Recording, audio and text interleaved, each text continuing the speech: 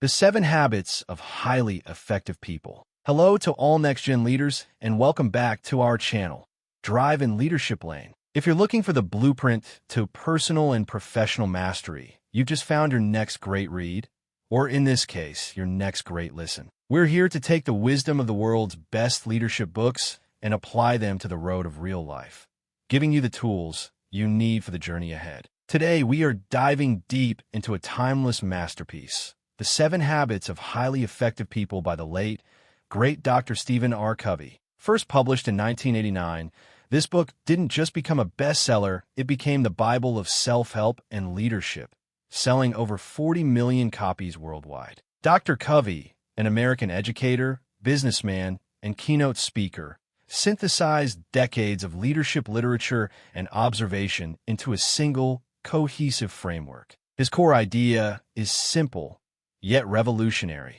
If you want minor changes in your life, work on your behavior. But if you want a fundamental, massive change, you have to work on your paradigms, the way you see the world. He argues that true, lasting success isn't about personality or quick-fix techniques. It's about character.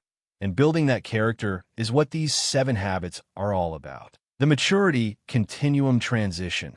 Covey organizes the habits into a 3-stage maturity continuum. It's a progression, moving from dependence, the you take care of me mindset, to independence, the I can do it myself mindset, and finally to interdependence, the we can do it better together mindset. We start with the first 3 habits. The private victory, which is all about mastering yourself. The private victory.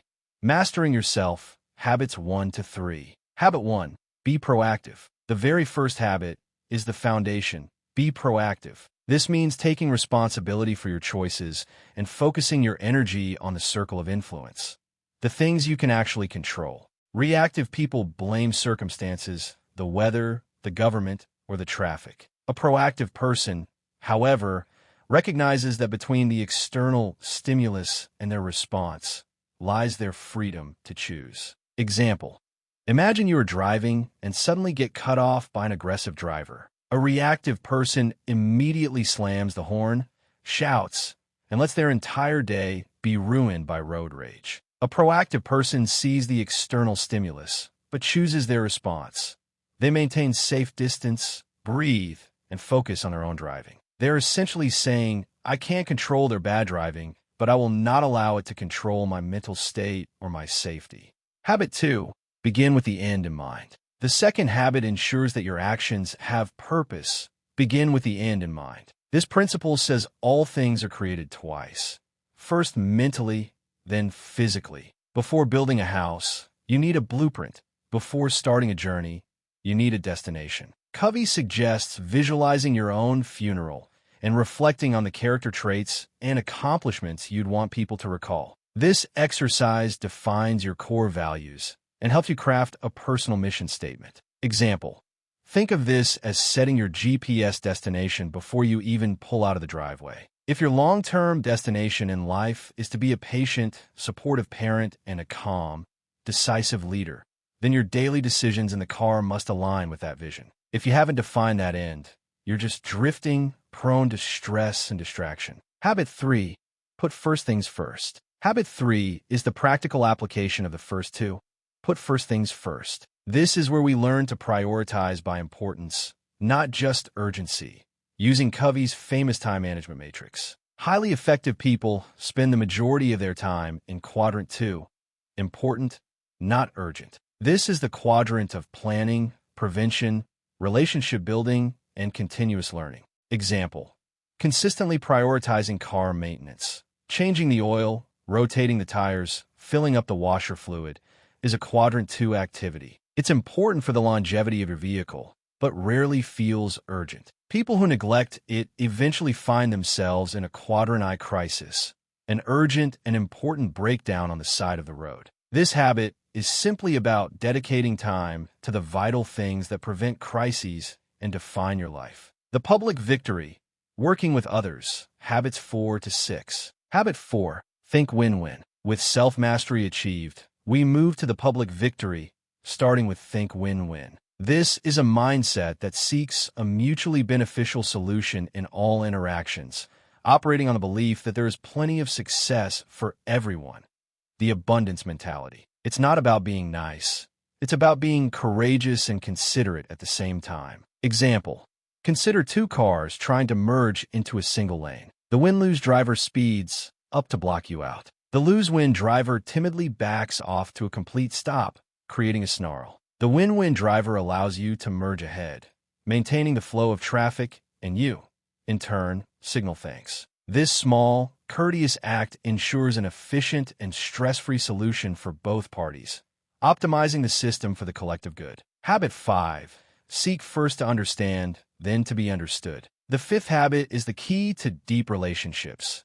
Seek first to understand, then to be understood. Before we can effectively communicate our own ideas, which Covey calls presenting your logos or logic, we must first listen with the intent to truly understand the other person's perspective, using empathic listening. When people feel truly understood, their defenses drop, and they become open to your influence. Example.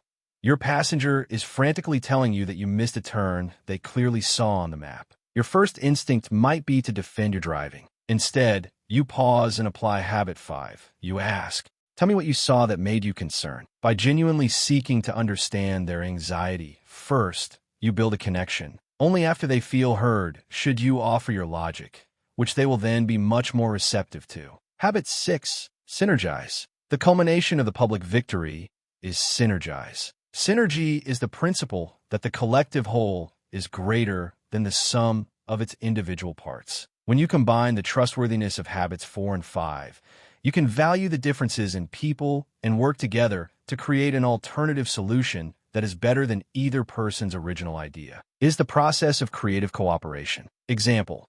Imagine a car full of people planning a complicated road trip with multiple stops. One person is a stickler for details and maps, great for planning, while the other is a big-picture visionary, great for spotting scenic detours. By genuinely synergizing, they don't fight over the map.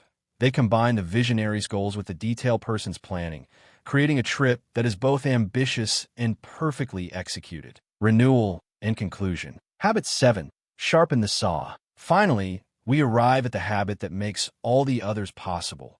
Sharpen the saw. This is the habit of continuous self-renewal, the commitment to constantly maintain and enhance the greatest asset you have. You. Covey emphasizes renewal in 4 dimensions. 1. Physical, exercise, nutrition, and stress management. 2. Mental, reading, visualizing, and writing. 3. Spiritual, value, clarification, meditation, or connection to nature. 4. Social/emotional, building and nurturing meaningful relationships. Example. Sharpening the saw means taking deliberate rest stops on a long drive. You take 10 minutes to stretch your legs and eat a healthy snack. Physical renewal. You listen to an educational podcast or audiobook during your commute.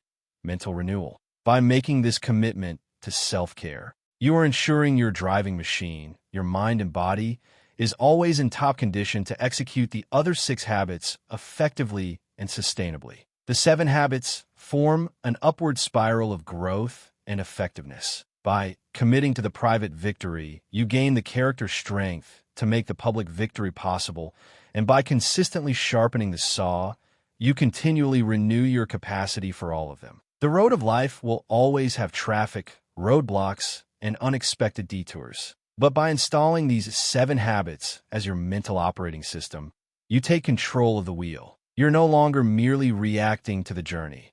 You are designing it. Which habit are you going to focus on this week? Let me know in the comments below. If this summary helped you navigate your personal or professional road, please like, subscribe, and share it with a friend who needs to shift their own paradigm. Thanks for watching, and drive effectively.